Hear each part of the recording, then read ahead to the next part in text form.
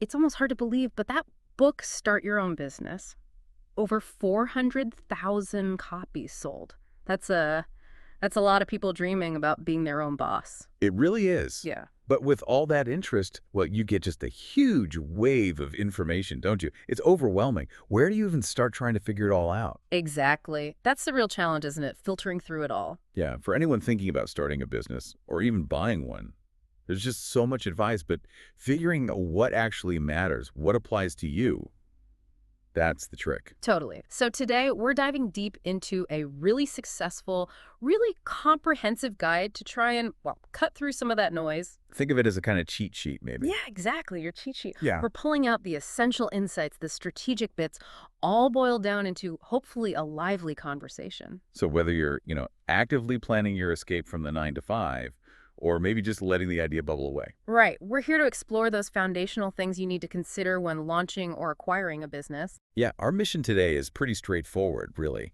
We want to pull out those fundamental principles, highlight the practical advice, and definitely flag some of those potential traps. Give you actionable knowledge, basically, no matter where you are on that whole entrepreneurial journey. Exactly.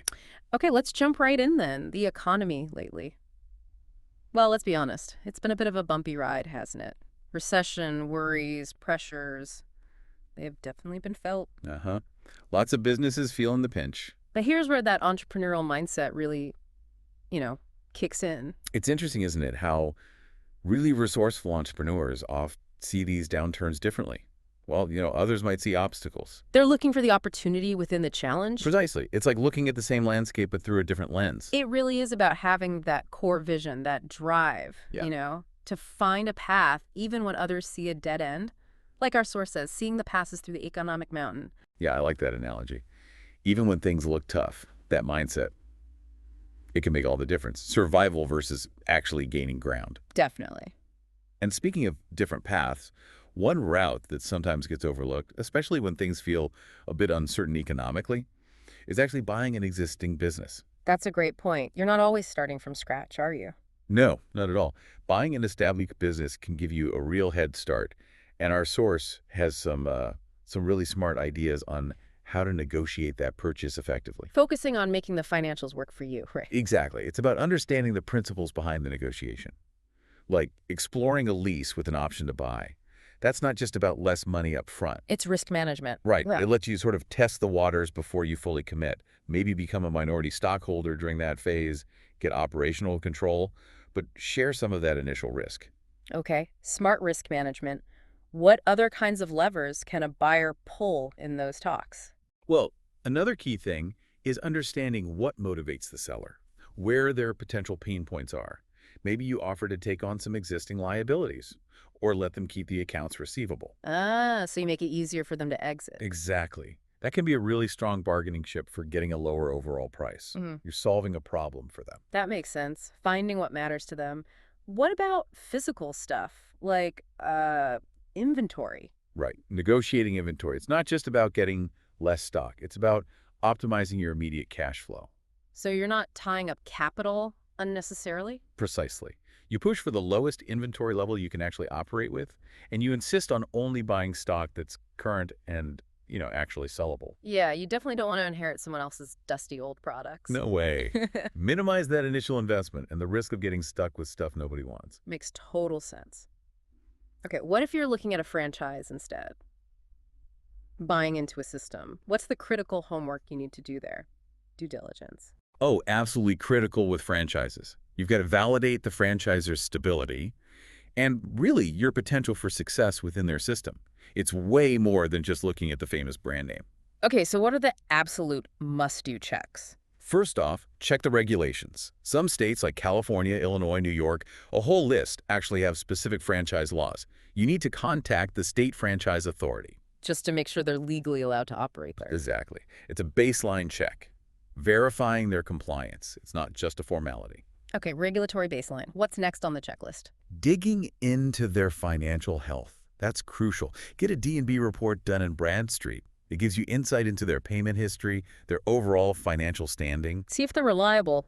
Yeah, are they a solid business partner? And of course, check with the local Better Business Bureau. See if there are patterns of complaints, unresolved issues, that kind of thing. Standard business health checks. But Our source mentions something specific to watch out for with franchises. Right. And this is really key. Just because the parent company is well known, that doesn't automatically mean every single franchise location is thriving. Ah, the brand name isn't the whole story. Not at all. There could be internal problems, market saturation, affecting individual franchisees.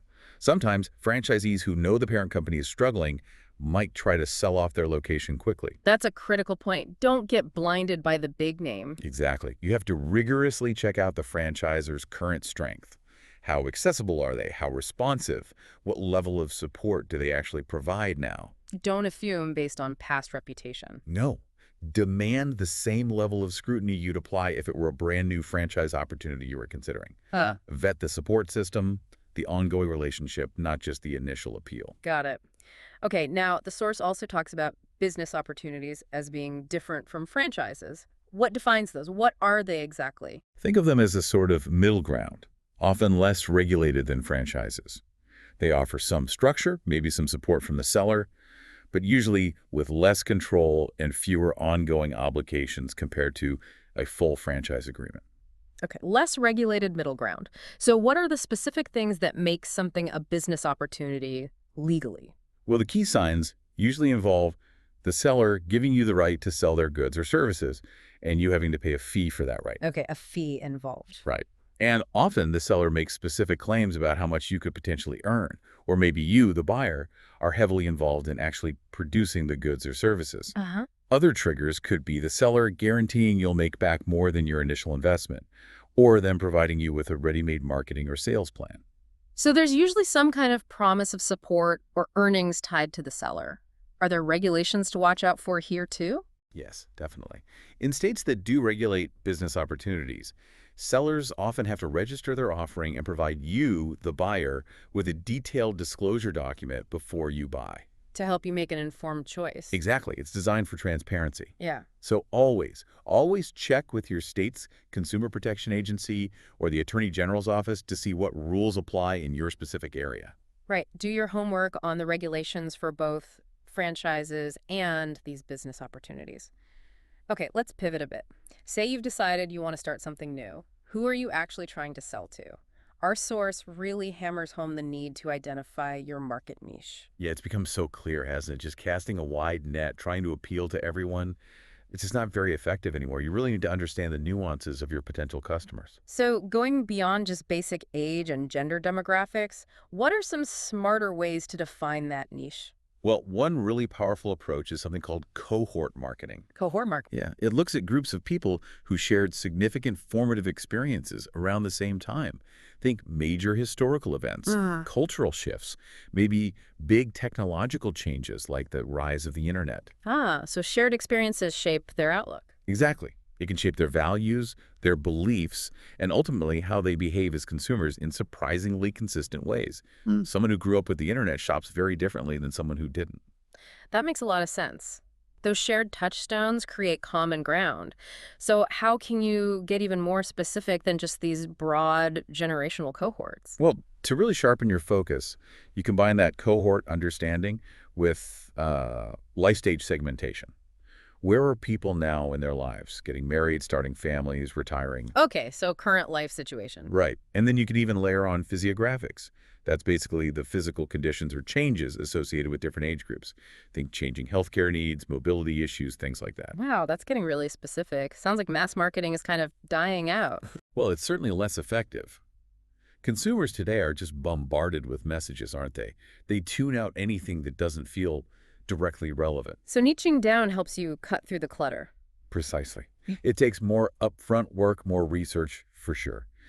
But businesses that target a smaller, really well-defined group are far more likely to actually connect, to resonate with their ideal customers, and ultimately get better marketing results. Aim small, miss small kind of thing. You got it. Yeah. Precision over just sheer volume. And it's not just who you sell to, but also what you offer. The source stresses focus there, too. Absolutely. Trying to be all things to all people just dilutes your message, makes it hard to build a strong identity. You need a really clear idea of your core offering and, stick to it. Specialization builds expertise and recognition. Often, yes. It helps you stand out in your chosen market. So niching down clarifies the customer and sharpens the product. Where should that initial niche idea even come from, though? Well, the best niches, the most sustainable ones, often come from where your personal interests overlap with your professional experience. Using what you already know and care about. Exactly. Say you love a particular hobby, you really understand it, and you also have a background in, I don't know, online retail. Specializing in products for that specific hobby could be a really smart and probably fulfilling path. Leverage your unique passions and skills makes perfect sense. Now, the source includes a warning, a really important one, about marketing to specific ethnic consumer groups. What are the big mistakes to avoid?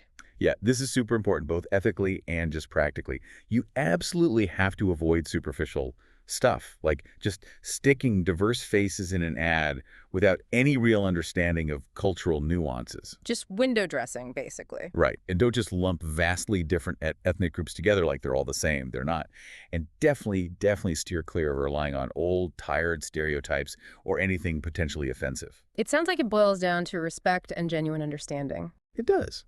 Successful marketing to diverse groups needs real cultural sensitivity, deep understanding, and often actually engaging directly with those communities.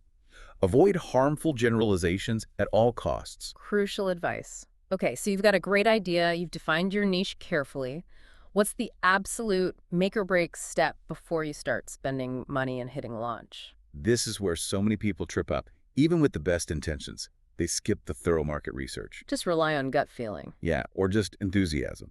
But launching a business needs to be a calculated move based on solid data, solid analysis, not just wishful thinking. And the warning in our source is pretty blunt about this, isn't it? Failing to do market research can be, like, fatal for a business. It really can. As the source puts it, the companies that really do their homework, that invest the time and effort, they're the ones that consistently do better than their competitors. Think of market research as your insurance policy against making really expensive mistakes. Okay, insurance against costly mistakes. I like that. So, what are the absolute core questions that market research needs to answer for you? Well, the list is pretty comprehensive because each piece is important. You need a really clear picture of your ideal customer. Who are they? What do they really need and want? Where do they live? Where do they usually shop? How old are they? Getting really specific. Yes. And crucially, why would they choose your product or service over all the other options out there? What are they actually willing to pay for it? And what's the best way to actually reach them with your marketing? What channels? That paints a detailed customer profile. What about the business side, the financial viability? Right. You need to figure out what price point lets you make a healthy profit. And you absolutely must understand your competition. Who else is after your customers' money? Know your enemy, so to speak. Sort of. And are you positioning yourself right? Maybe focusing on a very specific, underserved niche within the market.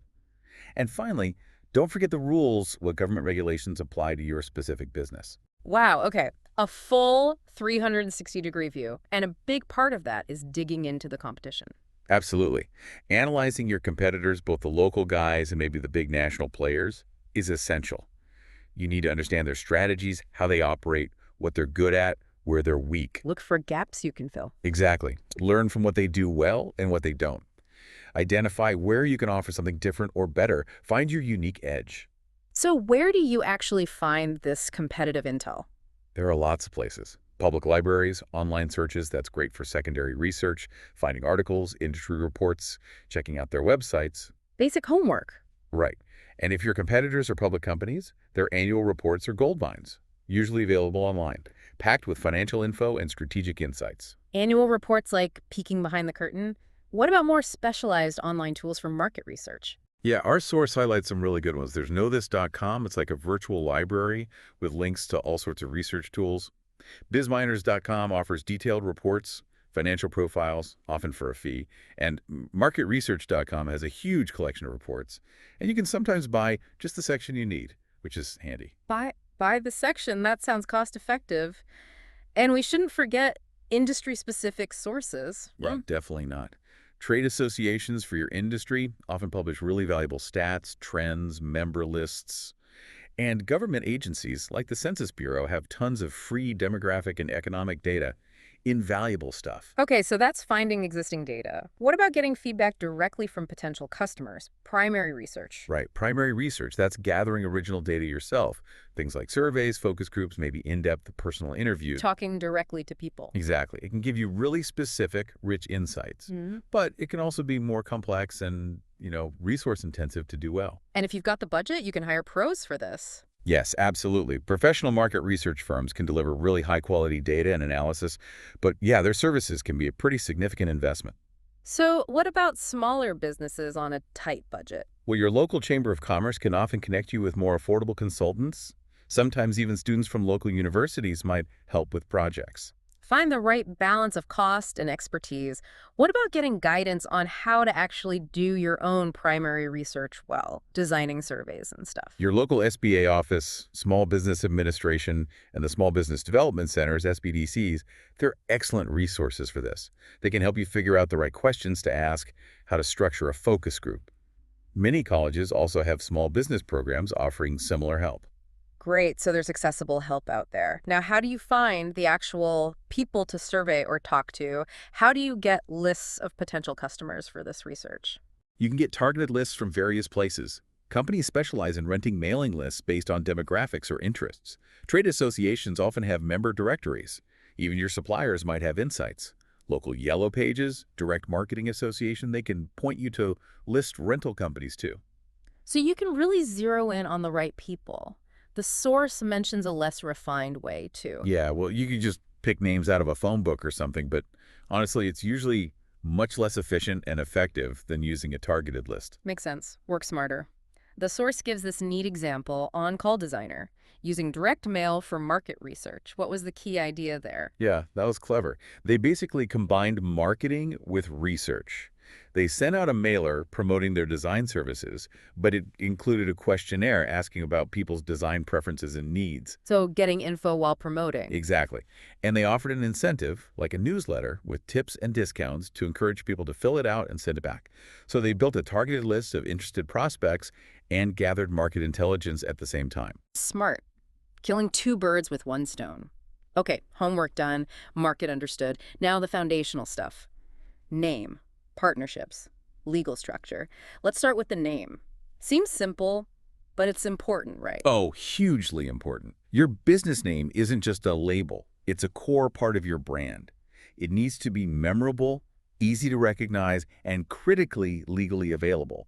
You don't want trademark problems later. It's your first impression, your web address, everything. The source says professional naming services can cost anywhere from like $50 to over 80,000. Is professional help worth it? Well, you can definitely brainstorm yourself, but the pros bring real expertise. They understand trademark law, they do thorough searches to make sure the name's clear. They also think about branding, memorability, things you might overlook. If the budget allows, it can definitely prevent costly rebranding headaches down the road. Protect your brand from the start. Okay. Okay, what if you're not flying solo? What if you're launching with partners? If you're going into a partnership, a detailed, legally solid partnership agreement is absolutely non-negotiable. The business prenup. Kind of. It's not just about who does what.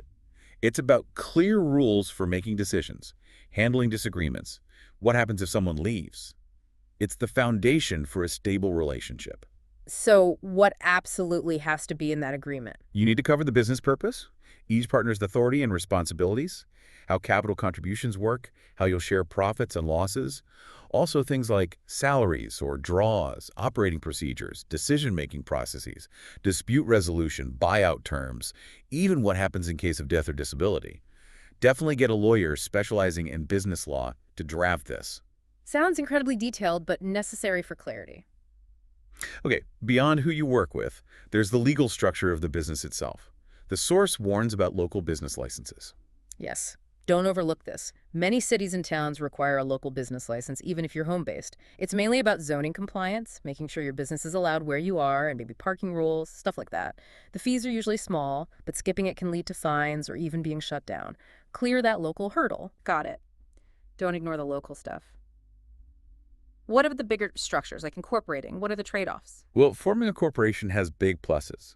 You can raise money by selling stock, and the business can potentially live forever, separate from the owners. But there are downsides. Oh yeah, more complexity, higher costs, more regulations, you'll likely need a lawyer, more complex accounting, and tax prep. It's a step up in formality. So, what's the usual advice for new businesses choosing a structure? Our source suggests, unless limiting your personal liability is your absolute top priority right from day one, starting simpler might be better, like a sole proprietorship or a partnership, Why simpler? because it allows for pass-through losses initially. If the business loses money at first, you can often deduct those losses against your personal income, which helps with taxes. You can always change structures later when you're profitable. Start lean, adapt later. Makes sense. What about LLCs, limited liability companies? Where do they fit in? LLCs are kind of a hybrid. You set one up by filing articles of organization with your state. Some states also want an operating agreement, like a partnership agreement. And the big advantage. Limited personal liability like a corporation, but generally without all the corporate formalities and complexities. It protects your personal assets if the business gets sued or has debts. Sounds good. Any catches?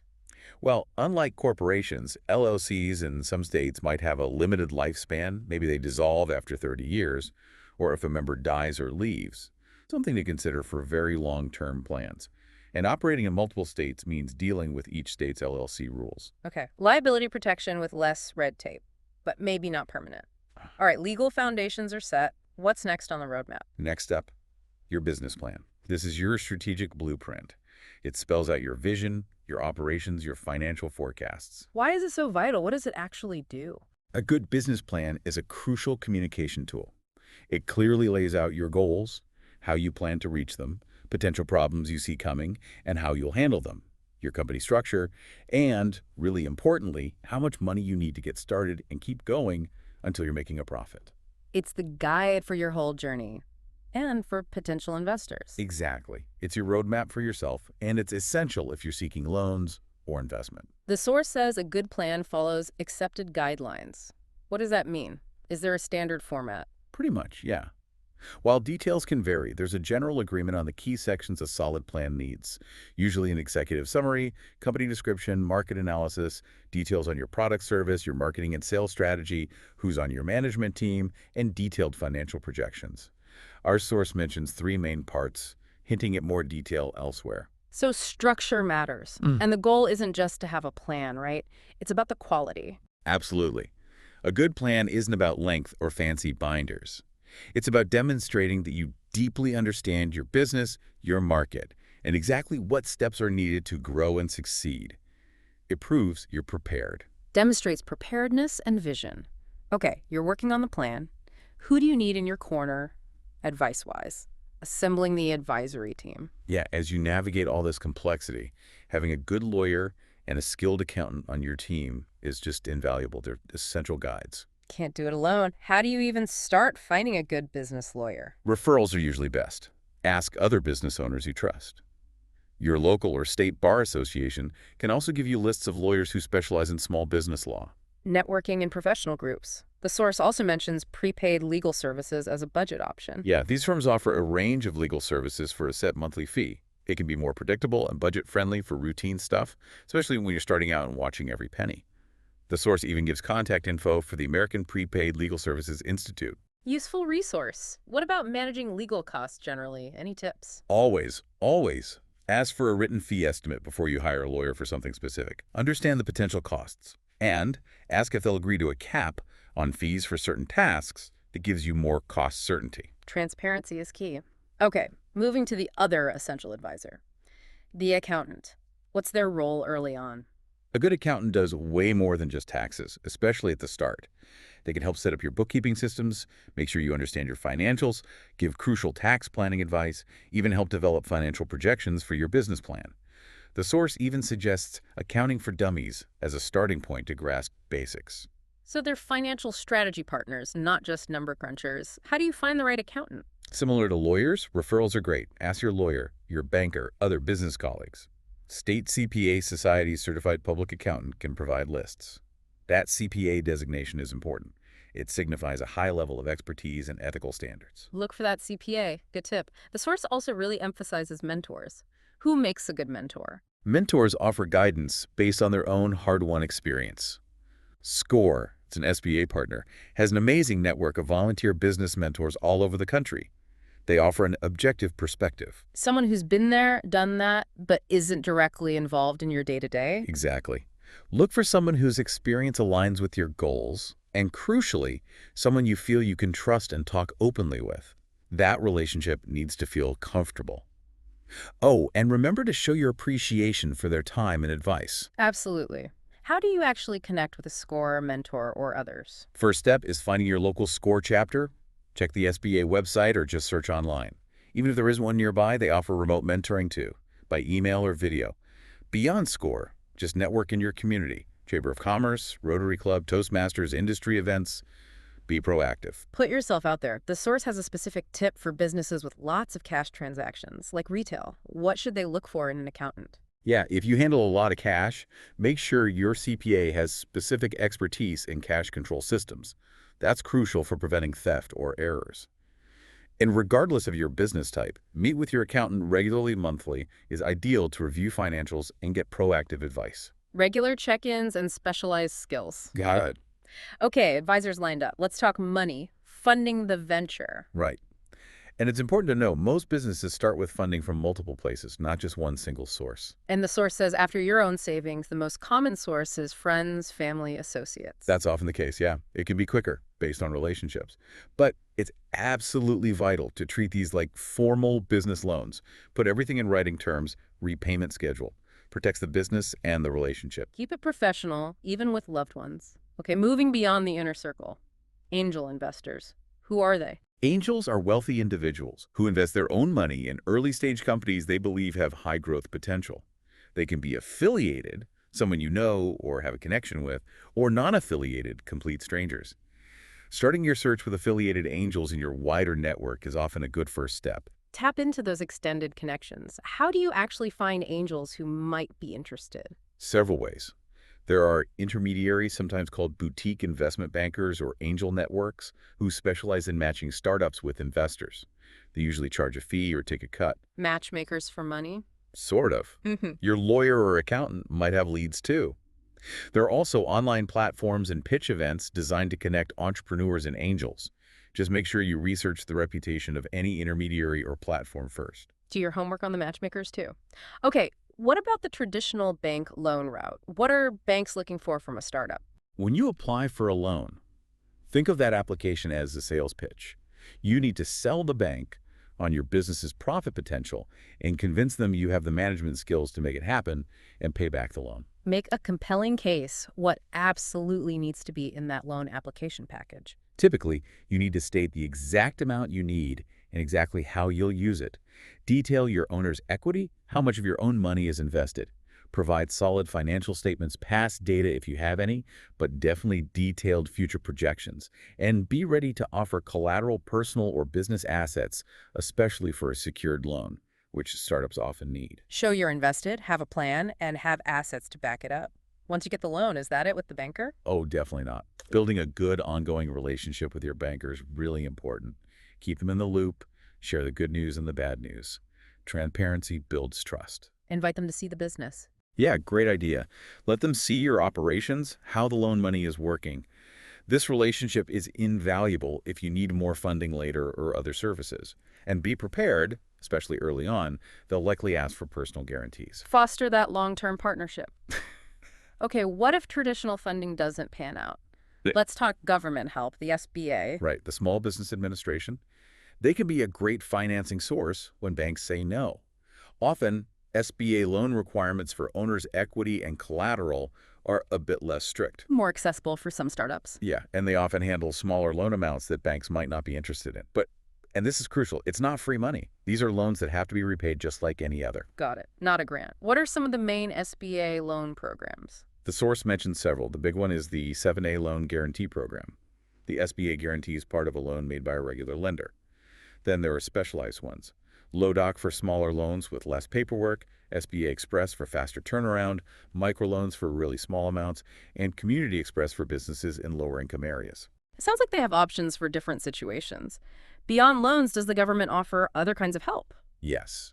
Things like enterprise zones, designated areas that often have tax breaks and other support to encourage business growth. Check with your state economic development department or HUD about those. Tax breaks are always nice. Definitely. And the SBA has the 8A Business Development Program. It helps businesses owned by socially and economically disadvantaged folks, often minority-owned businesses, get access to federal contracts. It's a 9-year program with specific eligibility. Programs for specific groups and goals. Where can you find a good overview of all these government resources? It seems like a lot to track. There's a great website, business.gov. It's the U.S. Business Advisor portal. Acts as a central clearinghouse for tons of government information and resources for small businesses. Can save you a lot of searching time. A one-stop shop. Excellent. The source also flags community development grants. What are those about? Yeah, this is interesting.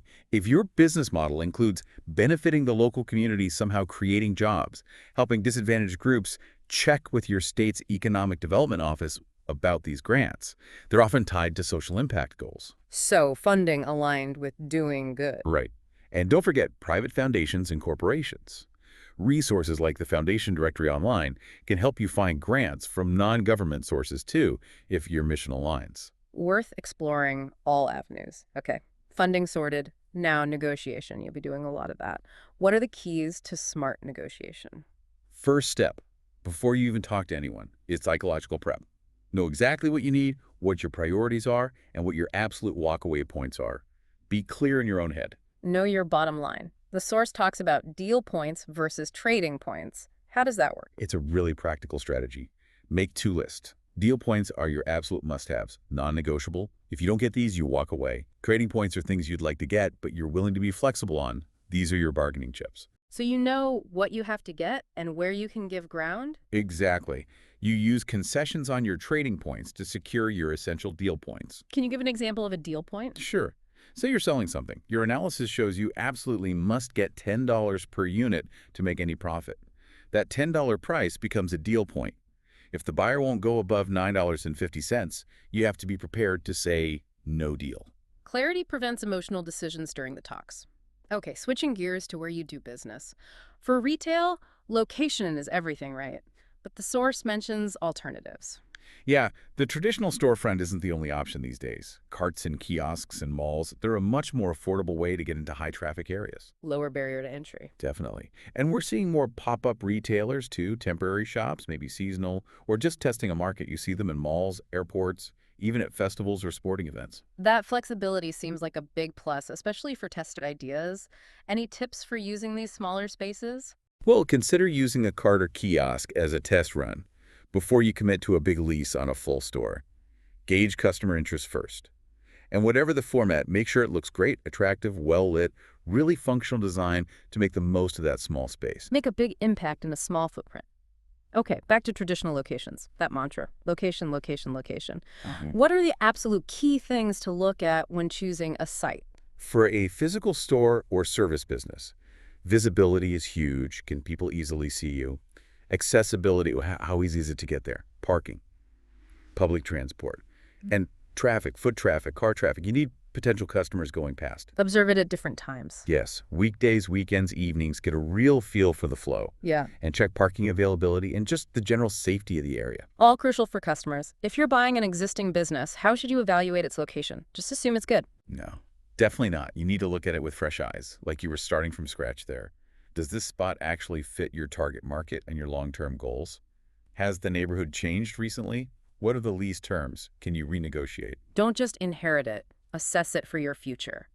Where can you get help analyzing locations? Economic development agencies, state and local, are great resources. They often have demographic data, info on available real estate, zoning, workforce stats, maybe even referrals. Start with your state agency. They can usually point you to local contacts. Use those public resources. What about the less tangible stuff? The site's image, its history. That matters too.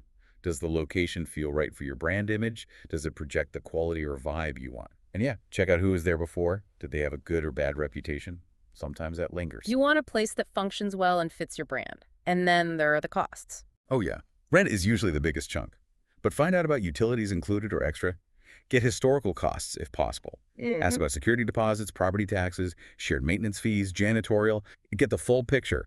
The source even has a location worksheet to help track all this. A checklist approach. Smart. Okay, location secured. If you're selling stuff, you need a way to ring it up. Point of sale systems. Right, and a modern POS system is way more than just a cash register. It's your operational hub. Processes transactions, yeah, but also manages inventory in real time, builds a customer database, gives you valuable sales reports. Business intelligence built in. What are the key features a small business should look for? Ease of use is #1 for you and your staff. Good inventory management is essential tracking stock, reducing shrinkage. A customer database helps you understand buying habits, maybe personalize offers, needs to be easy to update product info, and look for features you might need, like layaway, installment payments, even rentals if that's your model. Powerful tool. Okay, to sell things, you need suppliers. Where do you even start looking? Three main places usually. Manufacturers directly often the lowest price per item, but they might have high minimum orders and shipping can be costly. Sure. Distributors or wholesalers. They buy in bulk from lots of manufacturers, so they offer more variety, often smaller order sizes, maybe faster local delivery. Prices are usually a bit higher than direct from the factory. And the third? Trade shows. Excellent for finding new products, meeting suppliers face-to-face, maybe negotiating deals on the spot. And a key tip from the source, always check references for any new supplier before you place a big order.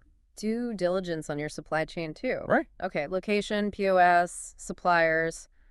What about equipment? Big stuff, small stuff, lease or buy? That classic lease versus buy question. Yeah. The source uses mailing equipment as an example. Leasing usually means less money up front, and it's easier to upgrade later, but you're locked into those payments. Renting. Renting offers the most flexibility return at any time, but it's often the most expensive option over time. Outright purchase means you own it, but it's a big capital hit initially. So weigh upfront costs versus long-term cost and flexibility needs. Exactly. And always get quotes from multiple dealers or vendors. Shop around. Good advice. Okay, you've made the sale, delivered the service. How do you make sure you actually get paid? Getting paid promptly, critical for cash flow. You need clear policies for how you accept payment, will you offer credit, how will you handle checks, and definitely how will you accept credit and debit cards. If you offer credit, what's involved? You need clear terms, maybe do credit checks on larger accounts, set limits, have a good invoicing system. But always remember, extending credit carries risk. Be cautious. What if people don't pay on time? Start politely, a phone call, a letter. If that doesn't work, maybe a more direct approach. Often, negotiating a written payment plan is the best bet. Last resort, an attorney or a collection agency. The less fun side of business. What about accepting checks? Still common, but risky. Can be. Always ask for ID. Maybe only take pre-printed checks. For new customers, maybe ask for a second ID. And definitely have a waiting period before giving refunds on check purchases. Let the check clear first. Avoid bounce check losses. Smart safeguards. Now, the big ones. Credit and debit cards. How do you get set up for that? Merchant accounts. Yep, you need a merchant account. You can usually get one through your bank or through an independent payment processor. The bank will vet your business, like a loan application, credit history, business plan. Could it be harder for some businesses? Sometimes, yeah. Home-based businesses, businesses with weaker credit might face more scrutiny. Independent processors can sometimes offer better rates, but maybe their application is more involved. There are also ISOs, independent sales organizations who act as middlemen. So shop around and be ready to present your business well. Okay, if you're selling online, security is non-negotiable, right? Absolute paramount. Secure transactions build trust. You need SSL Secure Sockets Layer. It encrypts the data between the customer's browser and your site, protects their payment info. That little padlock icon. That's the one. SSL certificates verify your site's identity too. You buy them manually. And if you store any customer data, you absolutely need a good firewall protecting your servers. Your web host can usually help set that up. Fundamental online safety nets. Okay, let's talk protecting the business itself. Insurance. Seems like a lot of types. There are quite a few key ones. Property insurance for your building, equipment, inventory. Liability insurance if someone gets hurt or their property is damaged due to your business. Business interruption insurance covers lost income if you have to close temporarily. What about for service businesses? Professional liability or errors and omissions. E&O covers mistakes in your professional services. Workers' compensation is usually required if you have employees, covers work-related injuries.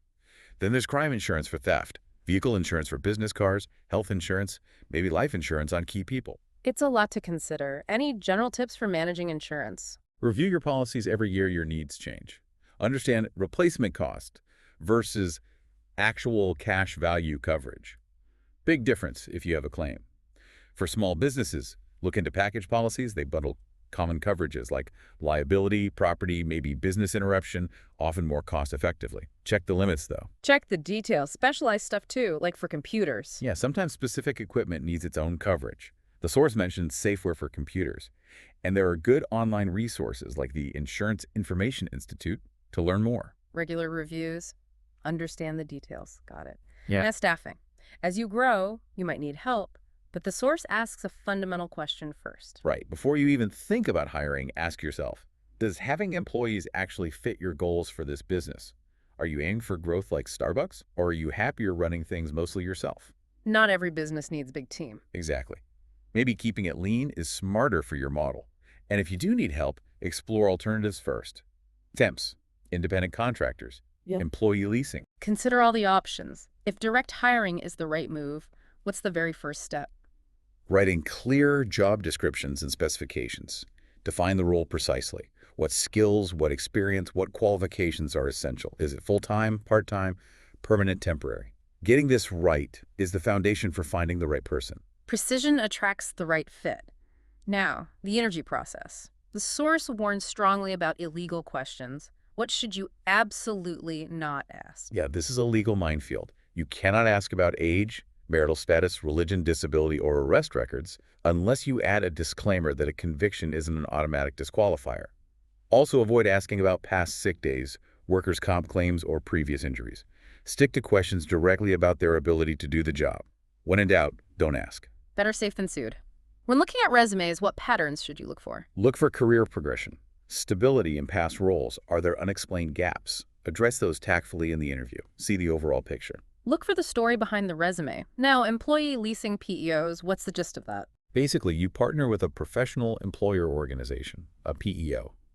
They become the official employer for things like payroll, benefits administration, HR compliance. So they handle the HR headaches. Largely, yes. It frees up your time, and you might get access to better benefits packages than you could get on your own. Shared responsibility, essentially. Sounds appealing. How do you choose a good PEO? The Industry Association, NAPEO, suggests looking at, do their services fit your actual needs? Are they flexible? What's their experience, their references? Are they financially stable? Do they have professional certifications? Do your homework on them, too. Due diligence again. Okay, you've hired good people, directly or via PEO. How do you keep them happy and reduce turnover? Benefits, appreciation. Good benefits are huge for retention. Don't buy the myth that small businesses can't afford them. It's an investment.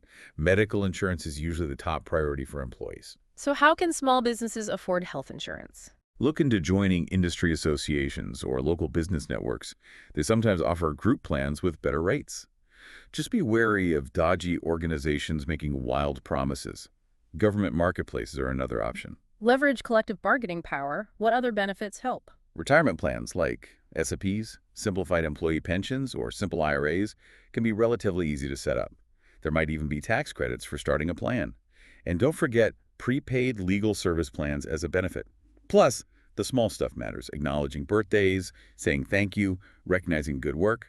Simple appreciation goes a long way. Little things mean a lot. What about setting pay? How do you know what's competitive? Recruiting firms like Robert Half publish annual salary guides. They break down typical pay ranges for different jobs, industries, locations, really helpful benchmarks. Use data, not guesswork. The source mentions non-exempt versus exempt employees under labor law. Why is that distinction important? It's crucial for compliance. Under the Fair Labor Standards Act, FLSA, non-exempt employees must get minimum wage and overtime pay. Exempt employees, usually salaried professionals or managers meeting specific criteria, don't. Classifying people correctly avoids big legal problems and back pay claims. Get that classification right. What about workplace safety? Essential, not just for OSHA compliance, but for your people's well-being and your bottom line. Develop a written safety program. Trade associations or safety consultants can help. Have a safety manual outlining procedures. Involve employees in spotting hazards. And definitely have a clear written policy against harassment, especially sexual harassment. Define what's acceptable and what's not. Create a safe, respectful environment. Okay, shifting back to saving money. Buying equipment, any tips beyond lease versus buy? Absolutely. Think used or refurbished. Check local classifieds, online retailers specializing in used gear, sites like Craigslist or FreeCycle, online auctions like eBay, or business liquidation sites like Bid4Assets or Liquidation.com can have amazing deals too. Be resourceful. Find bargains. What about essential office tech? Computer, printer. Yeah. Get a computer with enough power, RAM, and storage for your needs. Don't skimp too much here. Consider a multifunction device printer, scanner, copier, maybe fax save space, and often money. An external hard drive for backups, non-negotiable. Absolutely essential. Back up your data. Connectivity. Yeah, think about USB, Bluetooth needs. Yeah. But focus on what you need it to do first. Then find affordable options, like do you really need color printing or will black and white laser do? Consider toner costs. Print speed, the long-term picture. Function over flash. Consider ongoing costs. Now, the online world. Building that presence, what are the first steps? Registering your domain name, your web address. And then planning your website content. What do you want to say? What information do customers need? Your digital storefront sign and what's inside. Even for tiny home-based setups, the source has a tip for being reachable. Yes. Even on a shoestring, make it easy for people to contact you. Professional voicemail message with hours. Email autoresponder acknowledging inquiries and saying when you'll reply. Basic professionalism builds trust. What makes a good business website, Yeah. fundamentally? Easy navigation is key. Clear menus, logical flow, no dead ends, and credibility. It needs to look professional, convey confidence, display your full contact info name, addressed if applicable, phone, email, clearly and prominently. Don't make people hunt for it. Transparency builds trust online, too. What if you're not a web designer? How do you build it? Lots of options now. Website builders, turnkey solutions, no coding needed. Search for website builder or e-commerce platform. Big names like Shopify, Squarespace, Wix, GoDaddy offer these. Basic web hosting is usually pretty affordable too. Check comparison sites to find a good host. Accessible tools are out there. Beyond the website, other useful communication tech. Instant messaging for quick internal chat, maybe some customer interaction, web calling, video conferencing for remote meetings, and platforms like Twitter for quick updates, engaging with people. Use multiple channels. Okay, we've covered a ton. But the source highlights a huge area we've only touched on. The financials, profit, bookkeeping. Right, that's a whole major section in the source material. Covers bookkeeping basics, accounting methods, record keeping, understanding financial statements, pricing strategies, managing capital and overhead, calculating profit margins, how to pay yourself, and navigating business taxes. Absolutely fundamental stuff for long-term health. Essential knowledge for survival and success. Okay, let's shift one last time. Branding, often overlooked early on. Definitely. New businesses are focused on getting off the ground.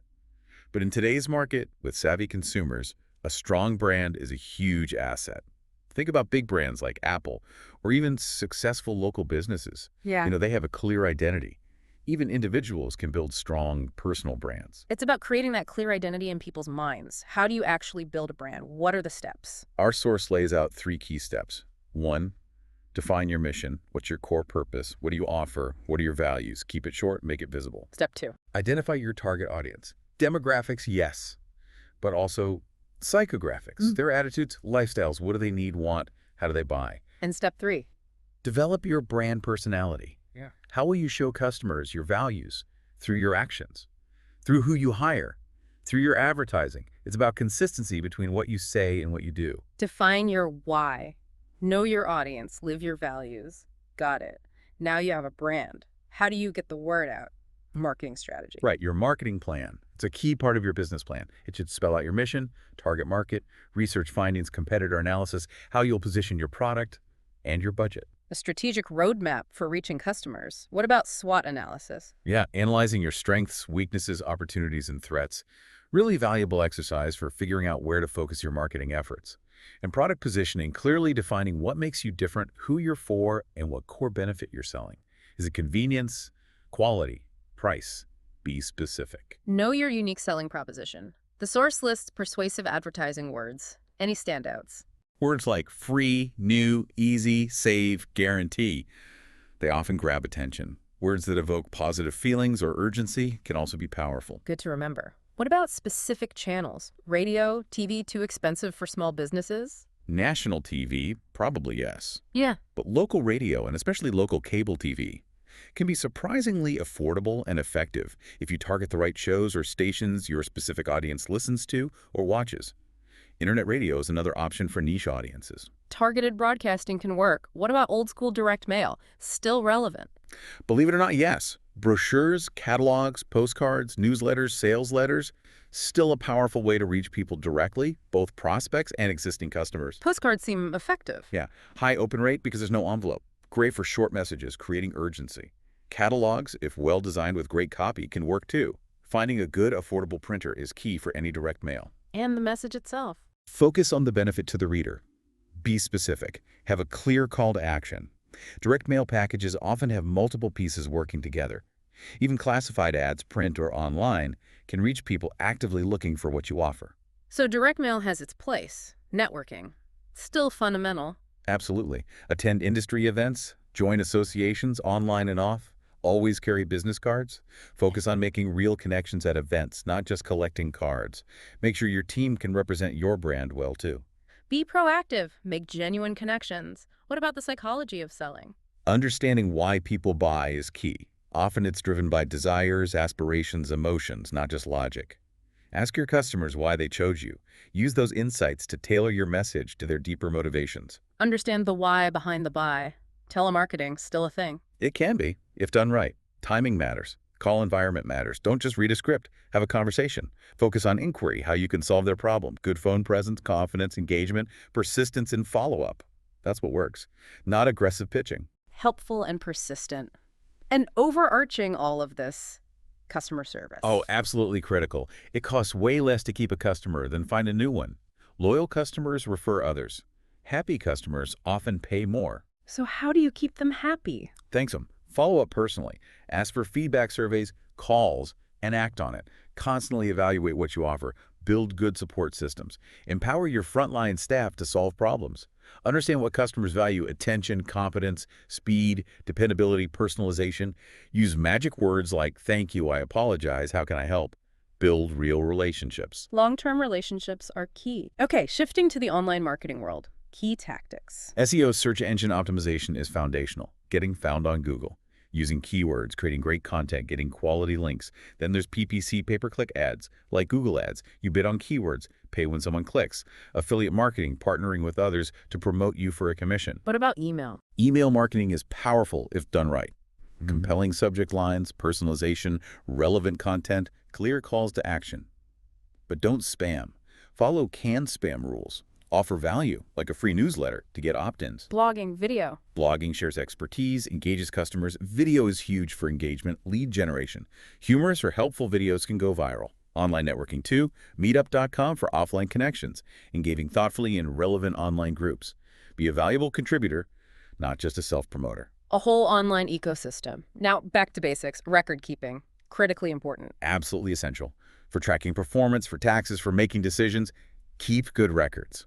PricewaterhouseCoopers has guidelines on what to save and for how long: tax returns forever, annual financials forever, monthly stuff for maybe 3 years. Store them safely, fireproof. Consider digital storage to reduce paper. Organized records, sound management. The source briefly touches on understanding financial statements. Yeah, knowing basics like the income statement showing revenue, cost of goods sold, expenses, profit is crucial. Understanding gross profit, operating profit, net profit. It's your business's report card. The vital scorecard. And managing the day-to-day money, cash flow. Lifeblood of the business. Oh. Especially early on, you need budgets, short range, monthly for a year, and long range, quarterly for 2-3 years. Plan ahead. Anticipate inflows and outflows. Account for seasonality. Prepare income budgets first, then balance sheet and cash flow. The Source has a worksheet to analyze your operating cycle, find bottlenecks. Proactive planning keeps the lights on. Finally, taxes. Overwhelming but unavoidable. Tax planning isn't just an April thing. It's year-round. Know your deductions, keep great records. The IRS website, irs.gov, has a small business self-employed tax center great resource. Proactive planning saves money and headaches. And the Source Appendix has more resources too, glossary associations. So lots of help available. Definitely. This deep dive gives you the foundation, but business is about constant learning. Okay, wrapping up. Key takeaways for me. Definitely that detailed approach to finding your niche, cohort marketing, life stages, much deeper than I thought. And also just how many government and community resources are out there if you know where to look. Yeah, for me, it really underscores the importance of preparation and just continuous learning. Success isn't just the aha, idea. It's the homework, the planning, the ability to adapt, and that idea that even when things look tough economically, well-prepared entrepreneurs can still find those passes through the mountain. That's powerful. It really is. So, for you listening, what's one concrete step you can take away from this? Maybe check out your state's economic development website, or just brainstorm three niche ideas based on your own skills and passions. And maybe ask yourself this question. Starting a business takes strategy, yes, but it also takes real inner resilience. Looking at the challenges out there, what unique path, what path through that economic mountain do you see for yourself? Exactly. Think of this deep dive as just the start. We really encourage you to keep exploring these topics, maybe even go back to the source material we discussed for even more detail as you move forward on your own entrepreneurial path.